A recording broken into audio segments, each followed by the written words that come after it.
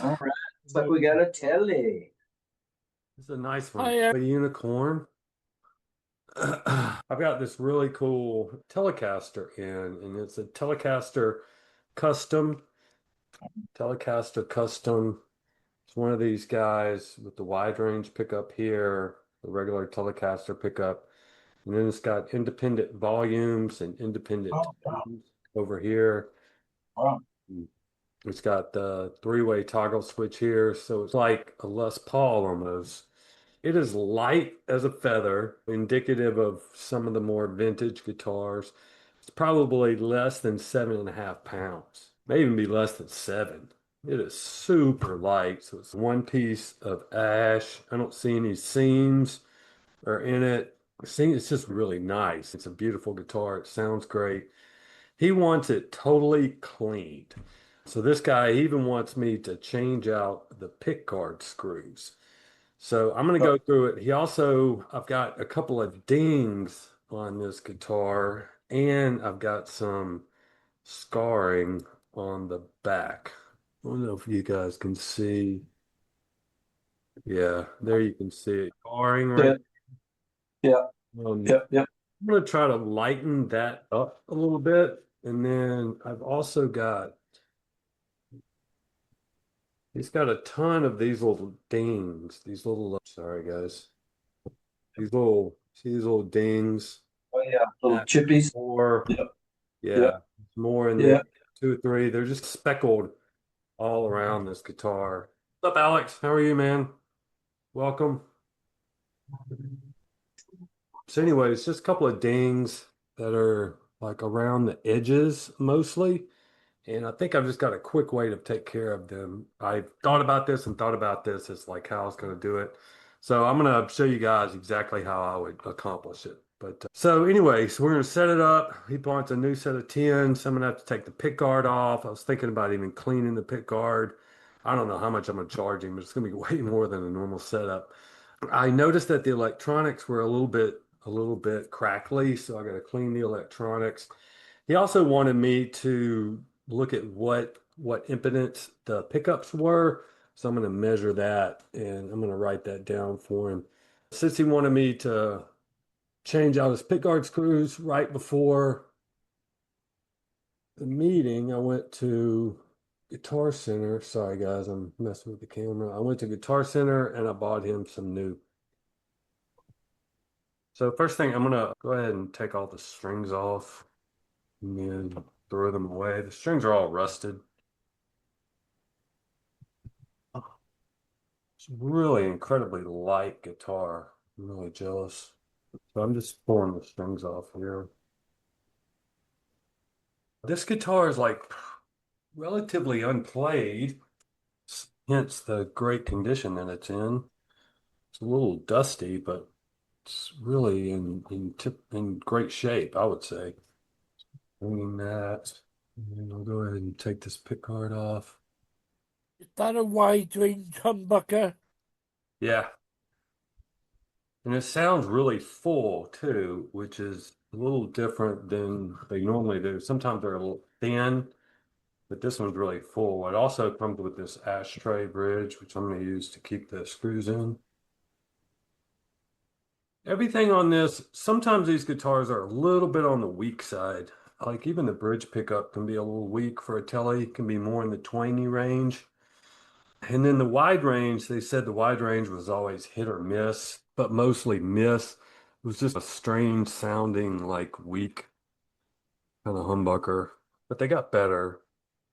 I put a hot rails in my Fender American Strat and it screams. I just don't like single coil whatsoever. Yeah, that's a popular upgrade. You end up doing that a lot. I've done two bridge pickup swaps this week, and both only bridge pickup swaps. So I think people are starting to buy stuff.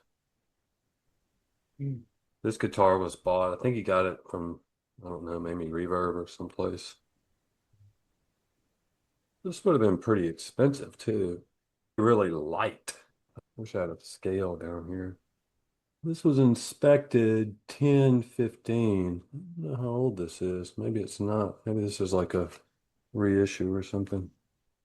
Says body 72 custom tele ash. I think this is like a reissue. Should try a lot of dings here.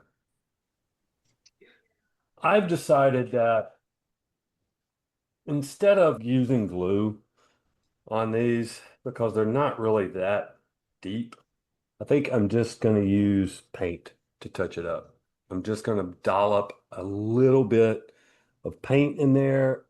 I've already done it once and it worked really well. I may come back again and do it again and dollop a little bit of paint so that it builds somewhat. I'm not trying to be lazy with this. I'm just trying to actually make the best looking repair. And I think that if I got to do drop fills on 5 or 6 of these little dings, it's going to start to look funny. It's going to look like a bunch of glue dotted on there. So I think like when I look at it, it looks fine the way it is. Like even with the little dings and all that, just gives it character. So I'm just going to make the little dings, which is all just black. I'm going to make them all go away. It's still going to have that little indentation of where the ding was, like the thickness of the paint, but you won't be able to see it anymore unless you look up close. So that's my version of it. I don't think that these are deep enough for glue, so I'm just going to go at it with a paint repair. And I've got my favorite way to do this is to have rattle can paint, and this is gloss black. It is just about exactly the same color as this is. This is that. I think they even advertised this as like part of the tricolor of Sunburst, this color tone black. So it matches really well. I'm going to clean up the spots and then got the top that it came in. I'm going to spray some in there. Ooh, don't stand too close to that. What you end up getting is like, you see this little pool of paint at the bottom, and now you can work with that. So I've got a Q-tip. You dip your Q-tip in it like that. You can even blot some on the side if you want to get some of it off. That paint is just going to fill up that hole perfectly. And if there's any excess around the hole, we can polish that out. I just put a little bit more paint on this. So what do you charge for a touch-up like that? I've got 1, 2, 3. Got 3 over here. I don't know. There's probably 6 or 7. So I'm thinking probably like $60. $60? Yeah. For all of them. And I might come back and just put like a little bit more to increase the depth of it. Anything that looks, if I need to blend it, I'm going to blend it with the toll cut pads, which I'm going to show you that in just a second too. I've got a couple in there. One of the things that looks off with glue fills is the blending part. It can be tricky, difficult. So I'm going to try to just avoid it. Overall, get the best looking repairs. Okay. It's super simple to do. Gonna look great. Now it's not noticeable anymore. I'm very happy with that. And I just might come back with, I could probably take like saran wrap or plastic fill and cover that and keep it for later. I'm gonna set it down. It's probably gonna dry up. Now I want to work on this. It's almost like it was something square, rectangular, maybe a strap or something. I don't know, that was sitting on it that caused an abrasion, and the abrasion is pretty deep. Actually, I don't know that I'm going to be able to like get this whole thing out. Probably not, because if I went that deep, I think I'd be too far. But I'm going to work on it and see if I can make it like a little bit less. So one thing that you can do, I'm going to get some soapy water real quick. I don't know if I've ever showed all you guys this, but these are those like clear StuMac routing templates and everything. So you can buy them from StuMac. And you can probably just find some clear something clear plastic like this somewhere else. But you can take your toll cut pads and you can get a link for these pads in the course in the crack repair section. 800, I think it starts with 800. The pads look like this. These are just excellent. A lot of you guys have heard me talk about these quite a bit, but like Alex, you don't have to buy these right off the bat. But once you get into like more difficult crack repairs and stuff like this, these are awesome to have. I'm going to start with the 800 right here because it's a pretty deep abrasion. I want to cut some off of this though. One thing, whenever you're doing stuff like this, whenever you're like, I'm just trying to make these spots lighter, you want to make sure you don't make a bigger mess. You don't want to make it look worse. You don't want to start saying, hey, I can improve this when you really can't, and you end up spreading it out and making it look 10 times worse. One way that you can really focus on where you're polishing and not go outside the lines is to cut a little toll cut pad and put it on the other side of a clear see-through deal like this. Now, make sure that this plastic too is not scratching the guitar. But now I can go at it like this, and I can only do that one little spot. So Eric, what is that you put on the corner of that again? What is that? What'd you call that? Toll cut, Tolecut, toll cut pads. And they're self-adhesive pads. They're all gridded. They just scuff it, basically. This is an 800 grit. Yeah, so it's a wet dry sanding system. So Oh, you don't okay. need water. Sometimes I do like water, but you don't need water. It's a film. So it's like Yeah. sandpaper film. Oh, okay. So basically cuts the outer edges of that and smooths it out. Yeah, it's sanding these little scarred spots to 800 grit is what I'm doing right now. Okay. Okay. Sanding them to 800 grit, but I'm not using the sandpaper. I'm using this film, which is just a lot more delicate. I don't want to get out sandpaper on this, not unless I'd have to. So I'm having good luck with this. You can see what you're doing, and you can see how deep you've gone.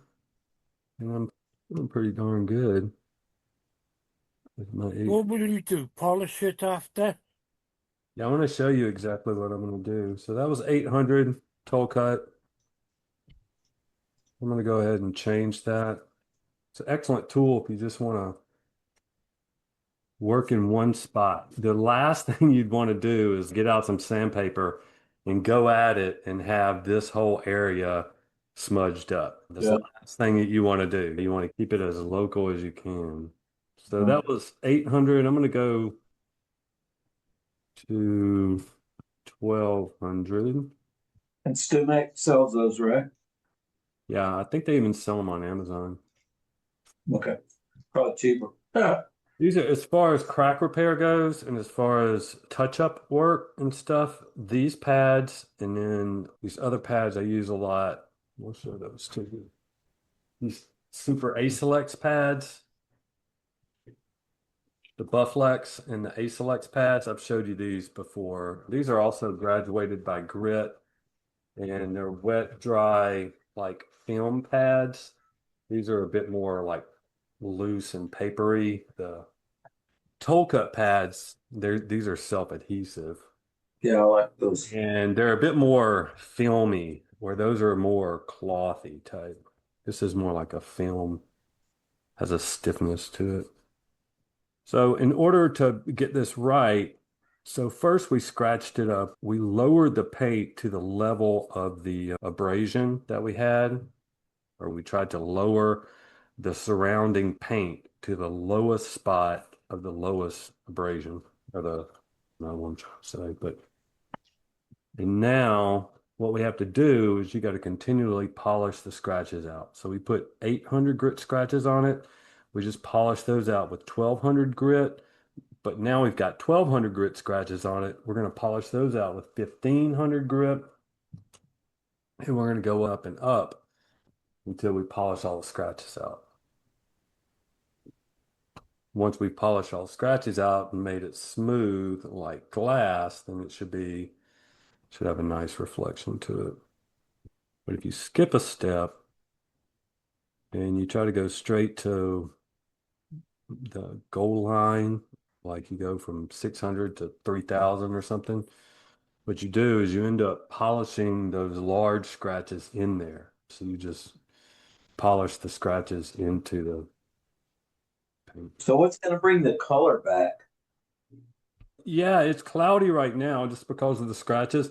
The cream polishes are going to bring the color back in the end. But Okay. yeah, these are going to help it out too. This is a 1500. I also took some pictures of the before of this, and I'm going to show the owner what it looked like before and then after. And I can charge him more. Show him what all his dings look like before and after. That was 2000.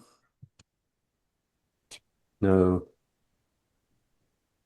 like 1500 or something. This is 2000.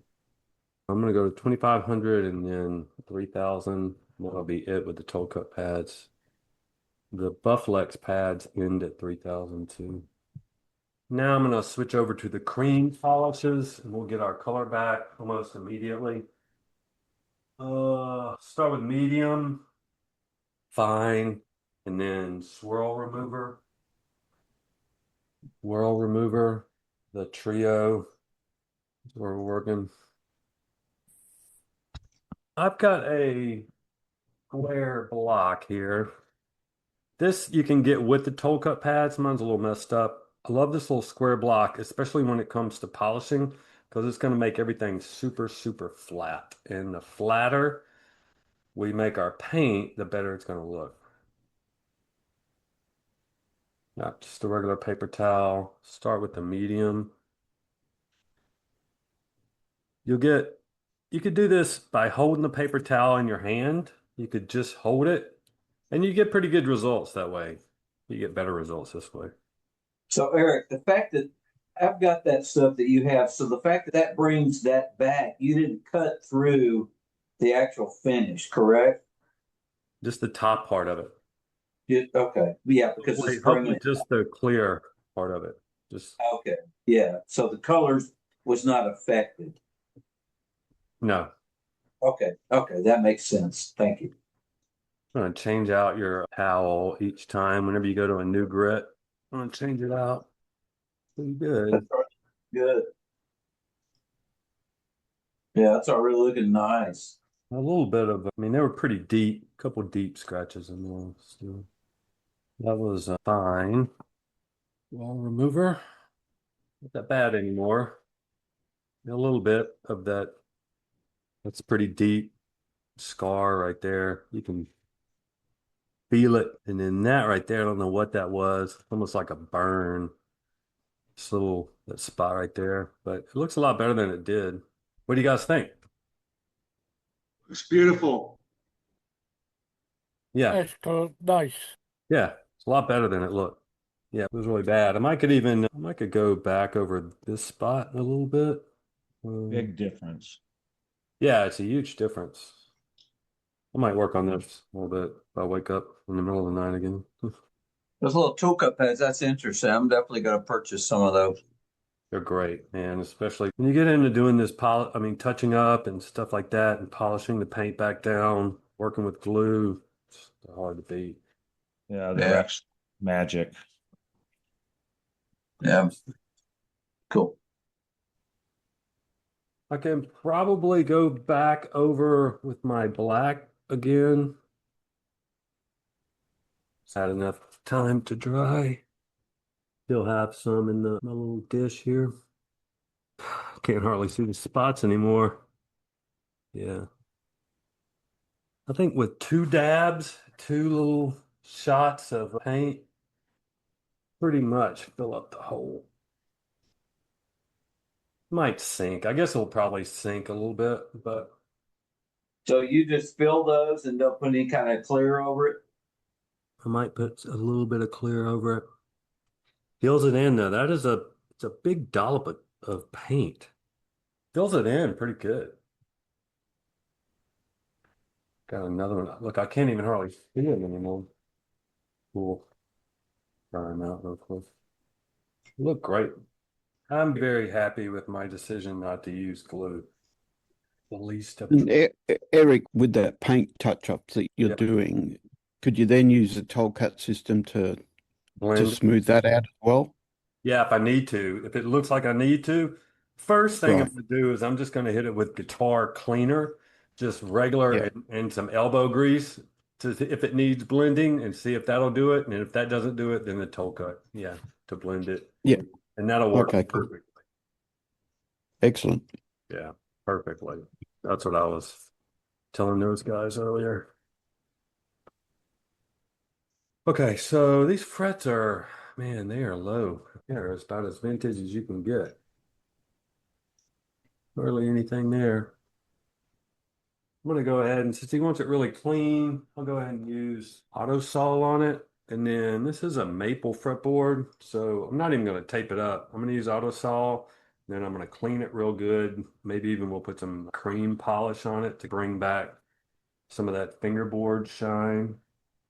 They put so much lacquer on these that like the lacquer flows over the fret and you can really clean it very easily after you've used this AutoSol. I think when I had my Harleys, I've always used AutoSol, but I think I got a bit addicted to AutoSol. Yeah. I'm addicted to it. I cleaned the frets on my personal guitar, changed the strings the other day, and I cleaned them with AutoSol. What is AutoSol? What is that? Metal polish? It's a metal polish. Oh, okay. Yeah. But I used to be able to get burnt rubber off my exhaust systems on the bike. Just works absolutely perfect. Wow. Yeah. Magical stuff. Now I've got AutoSol crap everywhere, but I'm going to get it off pretty easily. This is just mineral spirits. I have a big can, and that gets it all off. Cleans it really well. Clean the rest of the guitar a little bit. Very insistent that he wanted it clean. Yeah, it's a really nice neck. It's like a soft V, but it's thin. Nice, feels good. Okay, fingerboard looks pretty good, but we can actually, maybe I should have cleaned it. I probably should have cleaned it with that stuff later. But what we can do to make it even better, go back to the same polishes. We'll have to do Not the fine or the medium. medium. Bit of work. I chose medium because this board was pretty rough.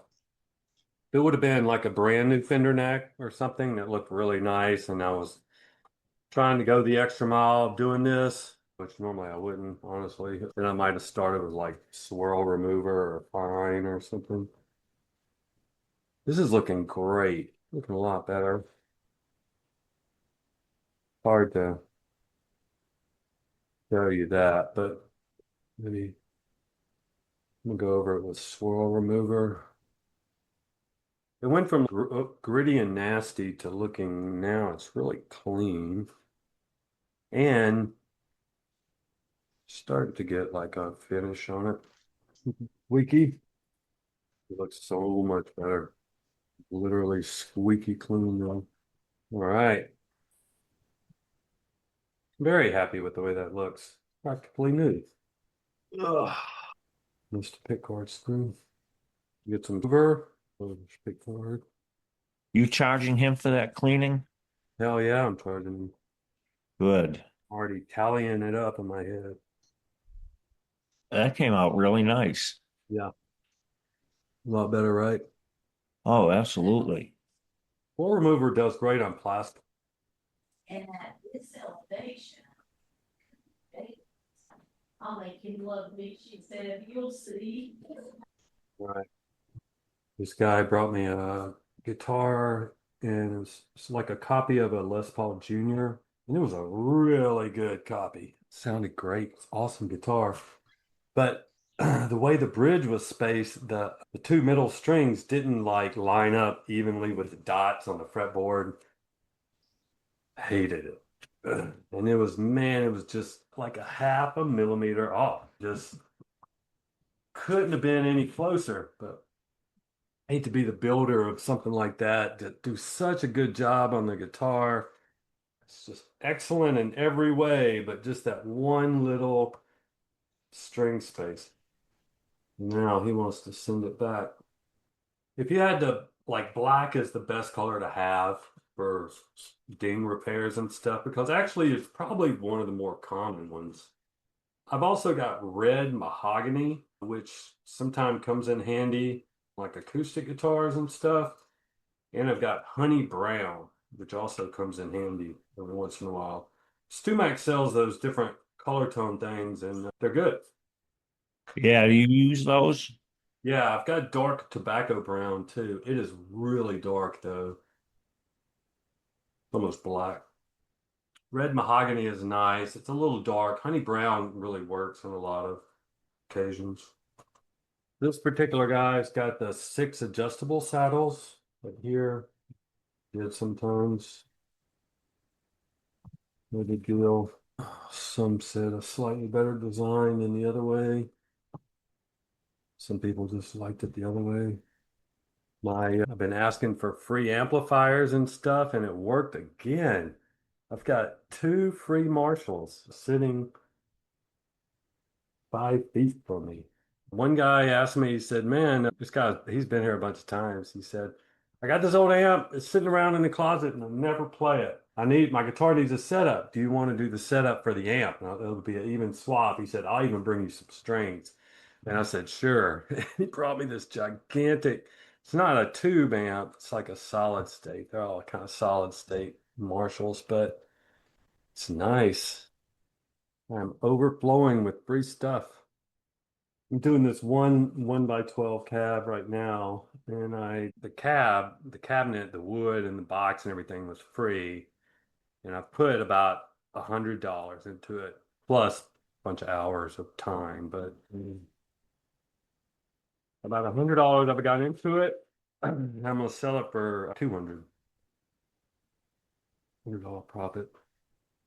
Got a brand new Celestion speaker. Wasn't expensive, but the real Celestion. Kind of went on eBay. Been on eBay a lot lately, and I found a new open box speaker and got it for $50. As long as I can keep getting the boxes for free, it's a great business plan. And they all need a bit of work, but I don't know what's going on, but I got extremely low action right now. Get it tuned up. I'm gonna put on some sound for you guys, so you guys should be able to hear me tune the guitar, but you may not hear me talk very well. These are Diodario 10s, nickel wound 10s. I buy the 10 packs from Stumac. Pretty much my whole string connection these days. Another thing about that Junior too, man, I wanted to tell the guys it wouldn't stay in tune for nothing, man. Everything I did, stretch the strings, everything, it just would not stay in tune. It was intonated perfect. I really liked it, and I wanted to just noodle around on it for a second, and oh man.